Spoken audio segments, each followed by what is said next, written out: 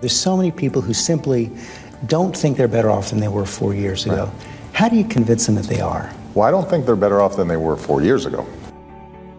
I started out by asking him if he'd be able to tell Americans that we're better off now than we were before he took over 4 years ago.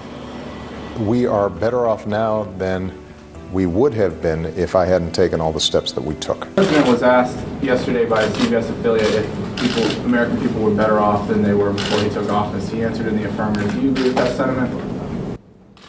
Are you kidding me? Why don't you go ask the 14 million Americans who are out of work whether they're better off today than they were 4 years ago? And if not for the president's insistence on pushing the American Jobs Act, would we be having a debate about jobs in the economy? And the president has continued to fight and push mandates on us. Whether it is to create jobs, he is continuing to allow cases like the NLRB to create problems with our companies. Do you think it's right that Boeing has to close down that plant in South Carolina because it's non-union?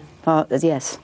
I don't know if they could close it down. I would hope that they would make it union. She's siding against workers who determined their own union status, and that's not just undemocratic, that's insane. The latest blow to President Obama's jobs plan, House Republicans say they have passed 15 different bills that are sitting on the Senate side. They're tied up in the Senate, the Democratic-controlled Senate. The House has passed 15 bills and sent them over to the Senate, almost all of which have broad bipartisan support. They have passed important bills in a bipartisan way that will make it easier and cheaper for the private sector to create jobs. Easier for our small businesses to create jobs in this country. Helping Americans get back to work. Move legislation that makes sense for America. The president should work with Congress to find real, authentic, genuine solutions to our economic and unemployment problems. You can't tax your way out of this problem. We should have a clear tax code where they don't have special loopholes. Minimize rather than expand the role of government. Onerous regulations and regulatory uncertainty